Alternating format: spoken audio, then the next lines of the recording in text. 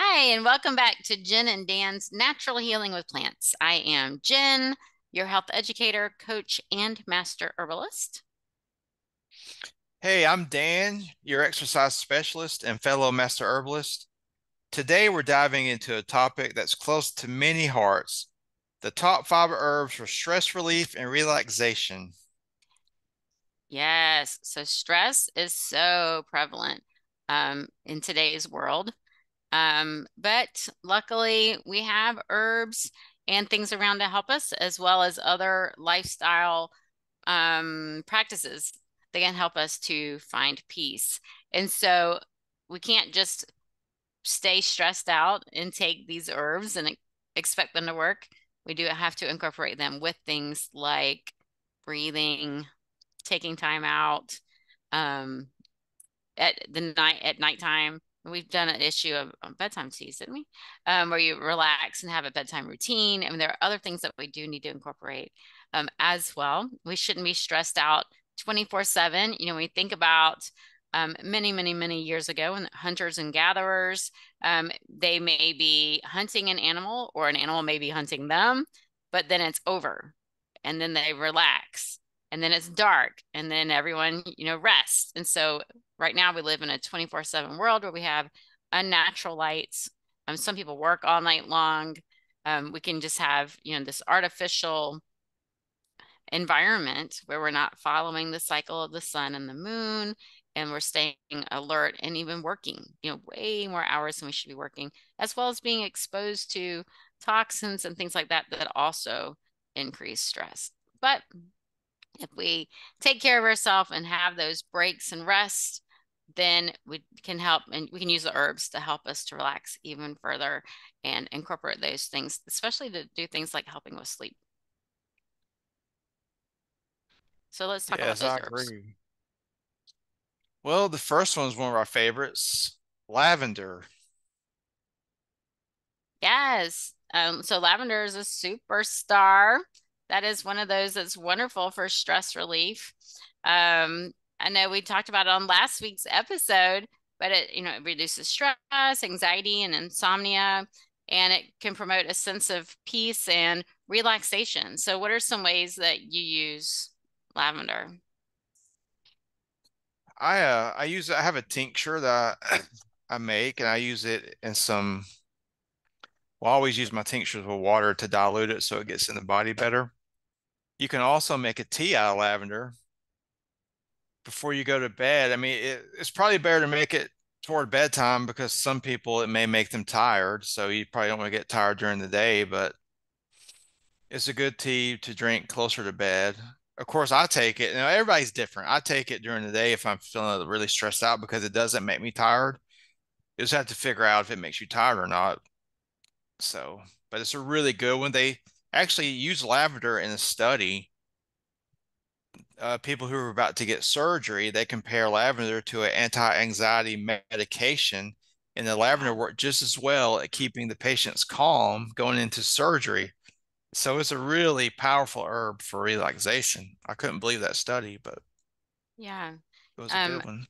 I've seen people use like lavender pillows to Ah, help relax at night, and they even have like little ones to carry with them. I know my daughter made some at one time, and so you can take them to school and and use them to breathe. You can rub on them, and it releases the lavender smell for relaxation, especially before like a test or something like that. Some people put them in diffusers to help, calm the room, even in like the bedroom to help calm at night. I know some people use them in their baby's room. Medical disclaimer, we're not telling you things to do. We are not doctors. We do not diagnose or treat. And so make sure that you learn about herbs before you use them with small children. But lavender is generally recognized as very safe. As we mentioned on last week's episode, is one of the only ones where you can put lavender oil directly on your skin, like if you have bug bite or something like that. So I love lavender for relaxation. the next one on the list, chamomile. This is one of my favorites because I really like the way the tea tastes. Chamomile tea is one of my favorites. Yeah, we grow it here and we love it. It's one of Oh, those, I think I said last week, my daughter would even go out and help me cut off the little chamomile flowers and come in and make chamomile tea. And we would use that a lot at night. It helps calm the mind, it soothes tension. It's really great for relieving stress and anxiety. yes, a really good one. Also, it helps some people with stomach. They have like upset stomach. It helps some people there. Of course, I think it's probably because a lot of people may have a nervous stomach. Oh yeah. Yeah. Hmm. So the next herb is a adaptogenic herb, ashwagandha.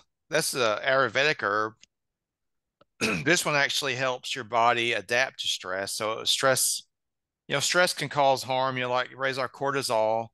And I've seen studies where ashwagandha, if you take it on a regular basis, it can actually reduce the cortisol in your body. So that's a big one. Yeah, that's a great one. I use that a lot with my clients who are really stressed. Maybe they even have like heart palpitations, excuse me, from stress and things like that. They're starting to experience physical effects of stress. That's a great one. It's very nice and calming. Now it is a nightshade, so if you know you're sensitive to nightshades, if you have any issues with things like tomatoes or eggplants or potatoes, if you react to those, then do not take ashwagandha.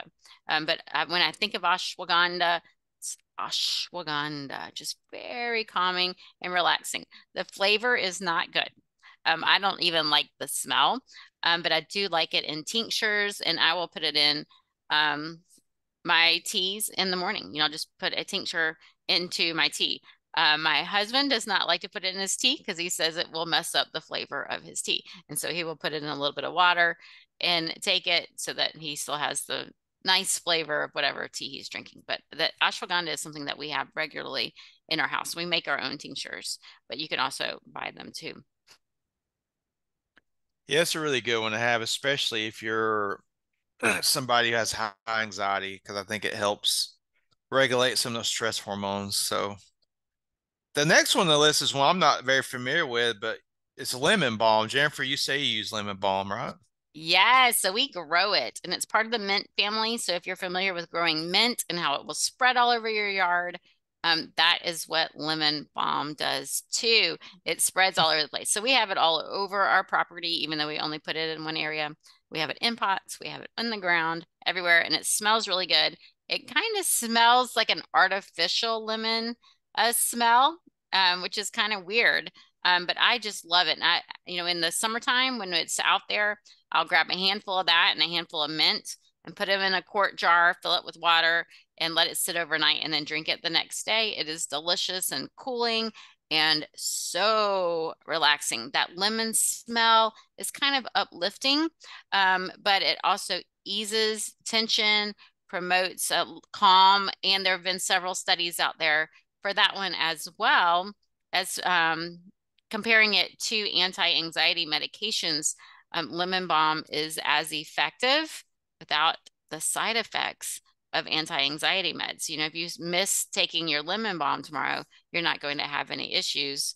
Then you may have some anxiety, but if you miss your anti-anxiety medication, then you may experience some issues. So lemon balm is another one that's generally recognized as safe and one of those that we really like even with children. Is calming with children, even just rubbing the leaves and smelling them, that lemon smell, um, like I said, is kind of uplifting for the mood, but then also helps with tension and nerves.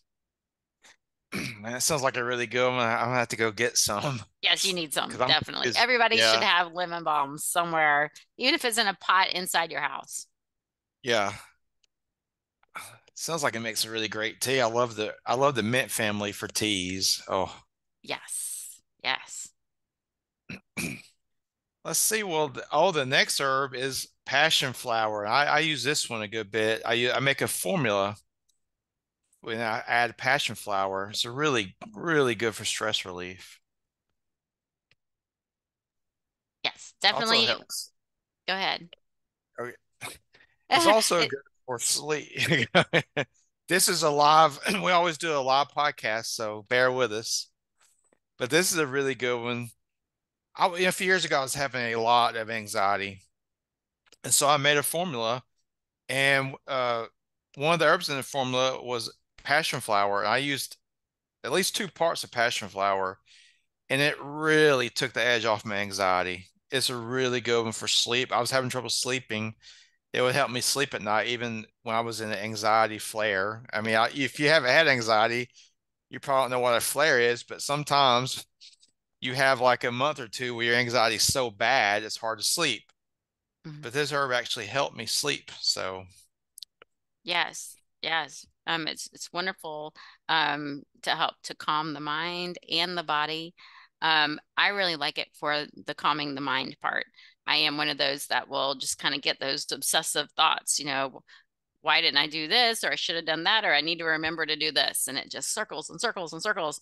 And so passion flower can help with that, just calming that part. And it also promotes sleep. It is also another one that I will rotate in with my bedtime teas. So I use like lavender in my bedtime teas sometimes, and I use passion flower in my bedtime teas sometimes as well. I absolutely love them. And so those are our 5 herbs. Did you have something you wanted to add for passion flower? yeah, I was just going to say, have you ever seen a passion flower? I'm sure you have, but it Yes, they're is one of the beautiful. most unique looking flowers. I just have to, it's like, just for you, for people listening, just look, Google passion flower and look at the picture. It seems like just the side of it, almost like it's psychedelic or something, but it's Yeah, not, but it they're helps you beautiful. relax. Hmm. Yeah. Yes, I love it. Yes. And so these are our 5 herbs for stress relief and relaxation. But there are many, many, many more. We can talk about more on another episode. But they're like you have soothing lavender and calming chamomile, our adaptogen ashwagandha, uplifting lemon balm, and then our passion flower for calming the brain. So I love all of these. I use all of these quite regularly. I have, they're all right here, always stocked in my apothecary cabinet. All right. I think that's good for today because I mean we could go on all day about this, but we only picked five. That's right. So That's right. Yes. So thank you for joining us for today's Jen and Dan's Natural Healing with Plants. And I hope that you use these herbs with your other techniques, deep breathing, bedtime routines at night, pausing throughout the day, playing and having fun with all of these herbs too. And so, peace to you until next time.